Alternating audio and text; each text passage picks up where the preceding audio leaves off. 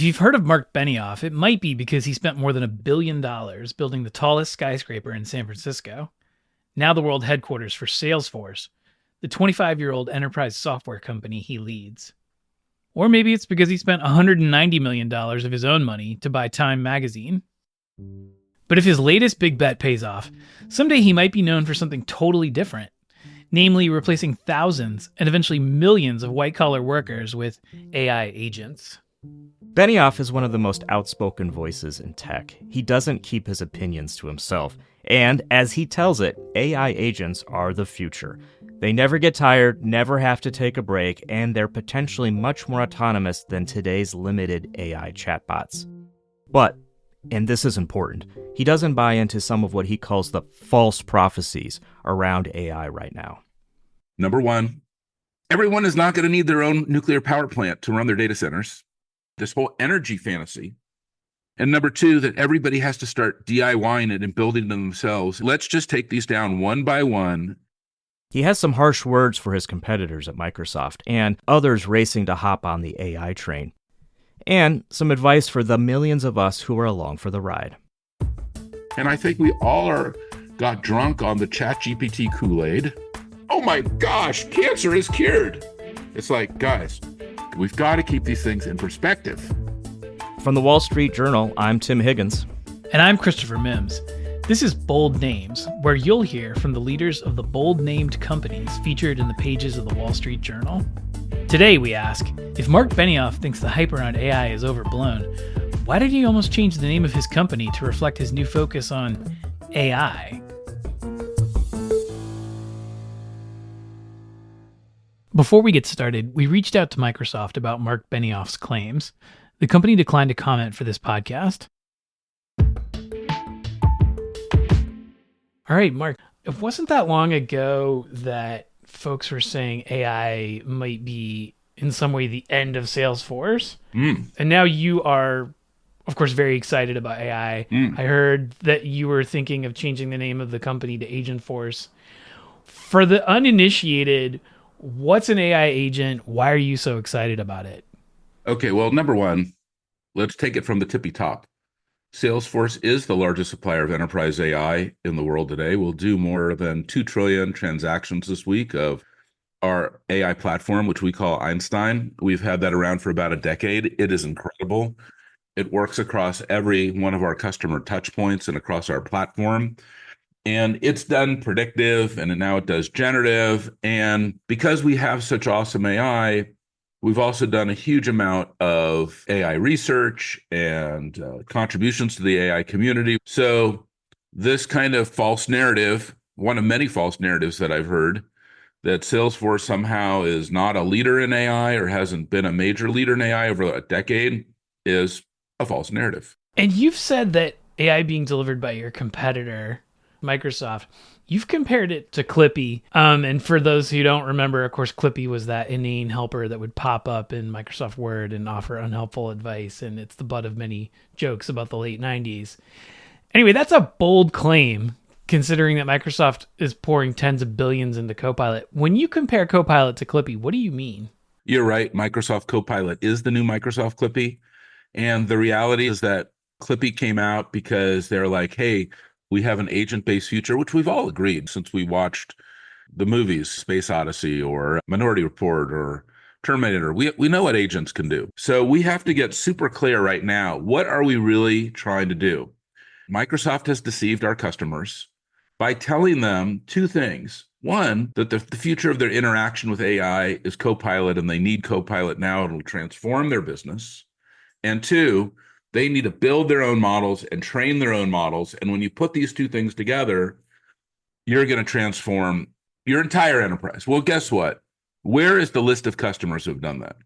And I already know you don't have a list of 10 customers in front of you who have transformed their business with Microsoft Copilot and driving their own models. And this is a fantasy land. And I can walk you through piece by piece right now why that is technically false and why customers do have an opportunity right now to transform themselves, to change, to evolve, to go to a whole new level with AI.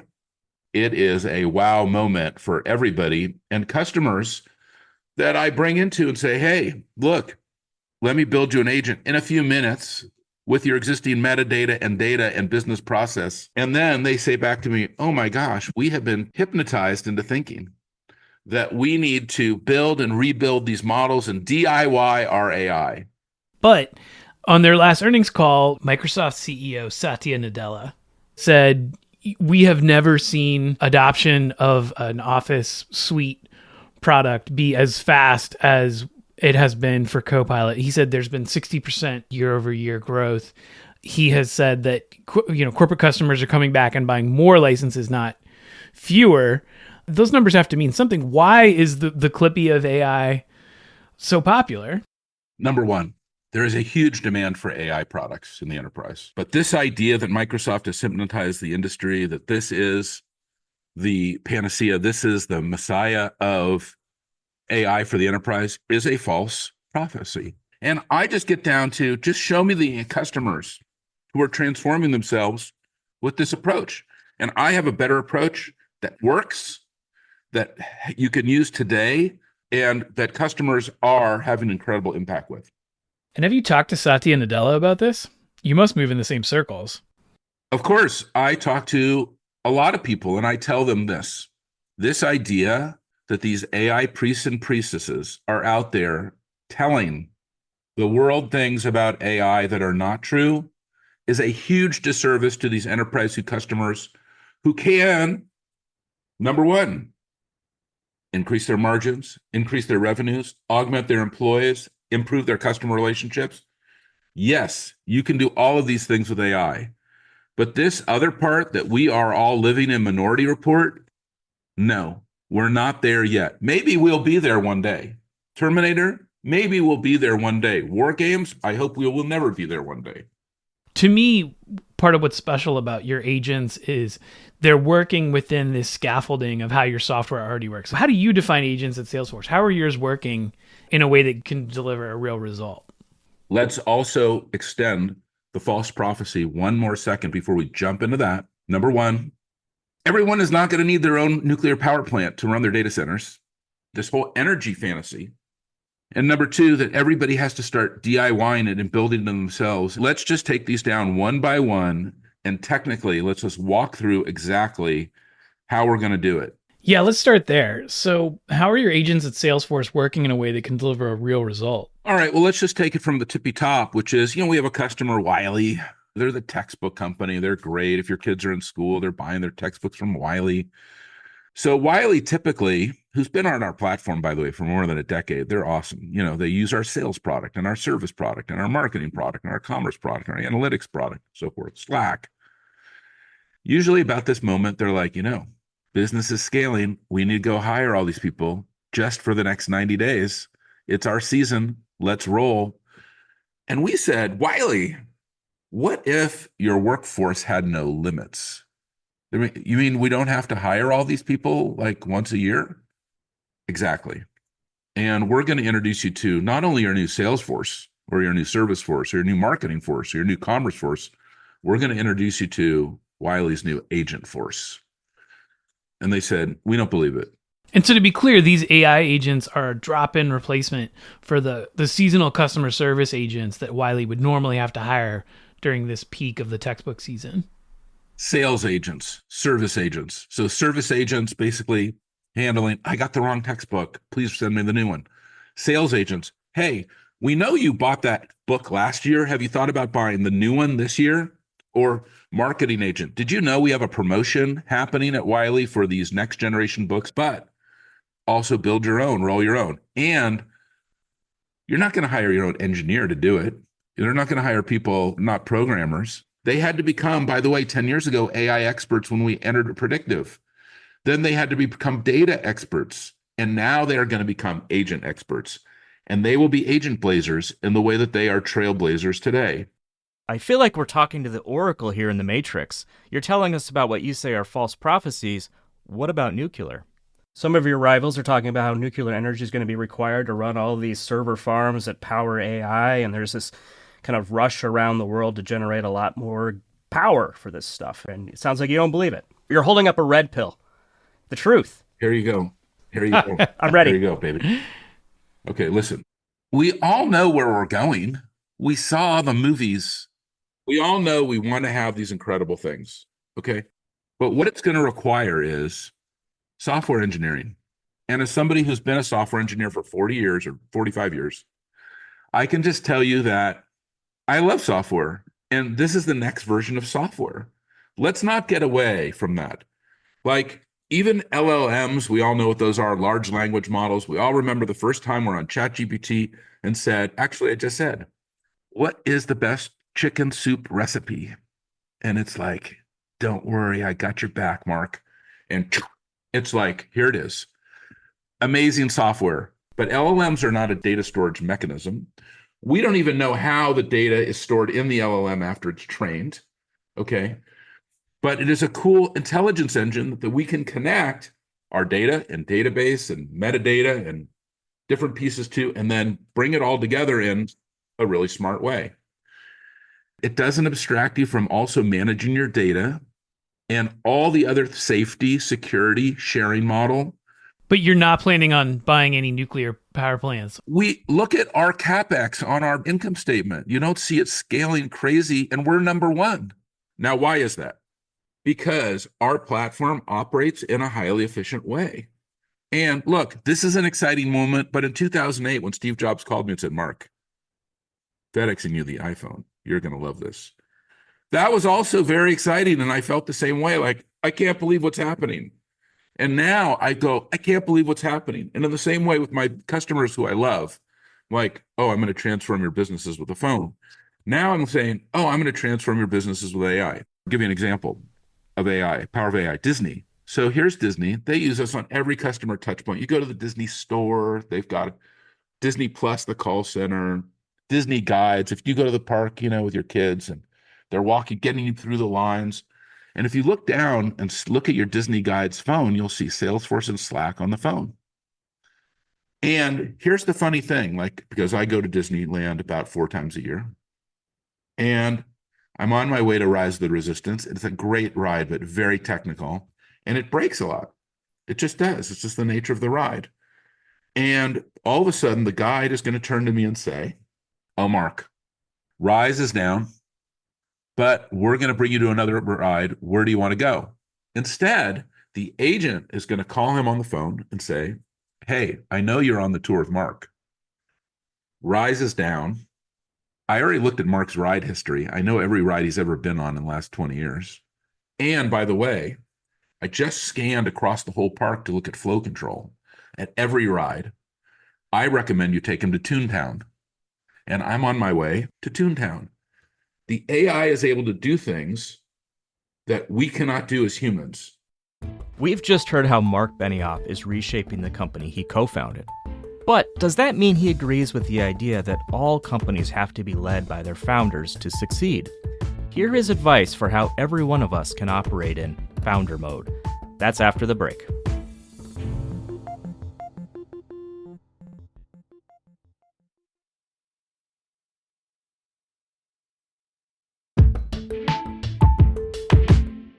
In the Valley, there's been a lot of talk about the power of founders. There's something called founder mode, which is essentially this idea that founders have more power or more effective in bringing about change or running their companies. I got to imagine you really have some thoughts on founder mode. Are you an advocate of this idea that really the founder is the one that can affect change? I don't really buy into the whole founder mode thing, by the way. So I think the founder mode, I give it an F also. But I think my F is that it's a fail. I think every executive should be in founder mode. And the founder mode thing almost emasculates normal executives from feeling that they can't be in founder mode. Listen, at the end of the day, unleash the founder within. All of us have that energy inside us. Maybe I should write a book. I don't know. I think part of this kind of conversation, this debate is around strong leadership has been some of CEOs struggling or voicing concern about return to the office. We've seen Amazon pulling everyone back 5 days a week. Where is your thinking these days on work from home? It's such a great question. And I'll tell you that, first of all, you're talking to someone who's always worked from home. And because you're seeing me on video, not just audio, I am at home. You see my dogs walking around. And I have that whole ADHD thing going on, so I need like a environment with very low stimulus, and I'm just more effective from home. I just always have been, and we've grown Salesforce to 38 billion and 75,000 employees, and I've done it from home. And more than 25% of all the Salesforce employees have always been remote. And a few years ago, there was this pandemic. And in the pandemic, we all had to go home. And then we were all at home. And all of a sudden, we all discovered this thing called Zoom. And then we bought our microphones from Yeti.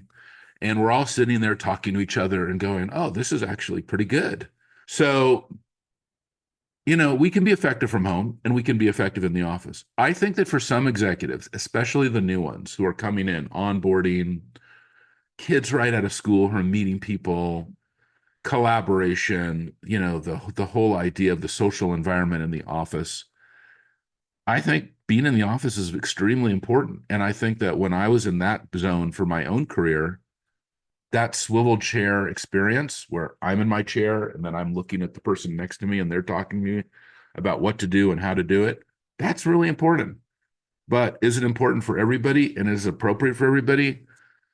Maybe. But wow, we have these great new tools that we can do so much from wherever we are. We can work from anywhere. That's been one of the great things. And the AI revolution and agents, these agents, by the way, they're also, not in the office. They're working from home. It sounds like you have a nuanced kind of view on this. We're not going to see some kind of sudden emergence of a 5-day mandate for everybody anytime soon, the Salesforce. At the end of the day, you're either delivering the value or you're not. I don't really care, honestly, if somebody's at home or not. Are they getting their results or are they not? My guru in management is Hal Janine, who wrote the book Managing. He had a great phrase, managers must manage. Managers must manage. You're either getting the results or you're not getting the results. So that's just our new world. So let's not degrade everything we've invested in the last, 20 years. We've done amazing jobs with the technology, the computer, the Wi-Fi, the phone, the codecs, like the video codec that we're looking at, the quality of the video right now, it's amazing.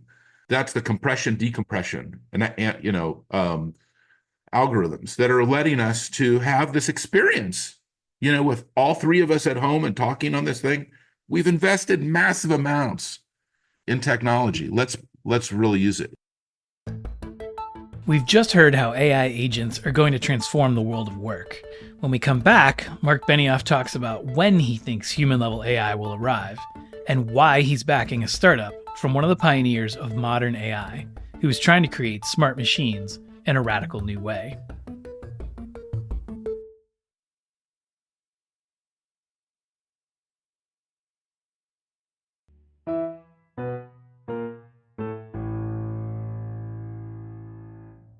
So there's one other area I want to ask you about agents. You own Time Magazine, which is a fact about you that I think a lot of folks don't realize.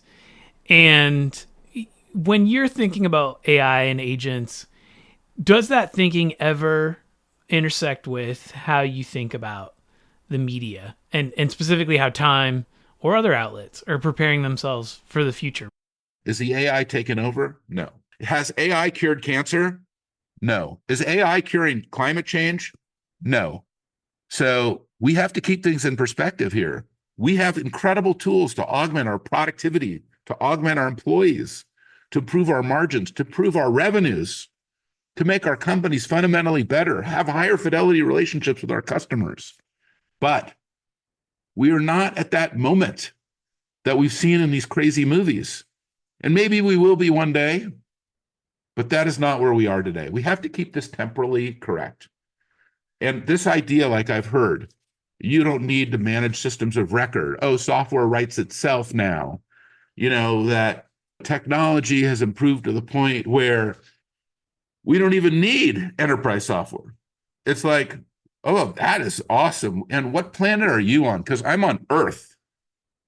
And I can tell you what the current technology can and cannot do. And it can do a lot of cool things, but it cannot do everything. So what is your prediction for when AGI is? This is kind of that godlike AI that can rival human intelligence? Do you see it in the next 20 It's years? not coming at Christmas, and it's probably not coming Christmas next year. Look, I actually think we're hitting the upper limits of the LLMs right now.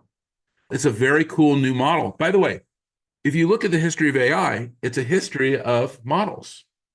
And we have the new model that we're hanging out with. But it's these models, what happens is the history of these models is they mature, and then we kind of get into an AI winner as we're ready for the next one. Like Fei Li, who runs AI at Stanford, she just started this new company. I'm an investor in it. And she believes that the next model will be multisensory. And this idea that there's going to have to be many, many different components of things, cameras and audio and all these things, and it's 4 dimensions. It's not just in the dimensions of our current physical world, but also time and the ability for it to span all these things. It's not an LLM. But she's going to have to take her engineers, and they're writing their code and working on it and on and on and on. And maybe they'll release it at some point in the future. And at some point, that may replace the LLM. And we just have to be careful how we think about these things. So we have to get back to reality. And I think we all got drunk on the ChatGPT Kool-Aid, where we're like, and what is that chicken soup recipe? And can you summarize these 10 articles? Oh my gosh, cancer is cured. It's like, guys, we've got to keep these things in perspective. It's a tool. And I hope that we're using it to improve humanity and making things better. Marc Benioff, thank you for coming on our show. It's great to talk to you always. Thank you for having me. I'm so grateful to you. Bye-bye now. Aloha. And that's Bold Names for this week. Michael Laval and Jessica Fenton are our sound designers. Jessica also wrote our theme music. We got some help this week from Julie Chang, Catherine Millsop, Scott Salloway, and Falana Patterson. For even more, check out our columns on WSJ.com. I'm Tim Higgins. And I'm Christopher Mims. Thanks for listening.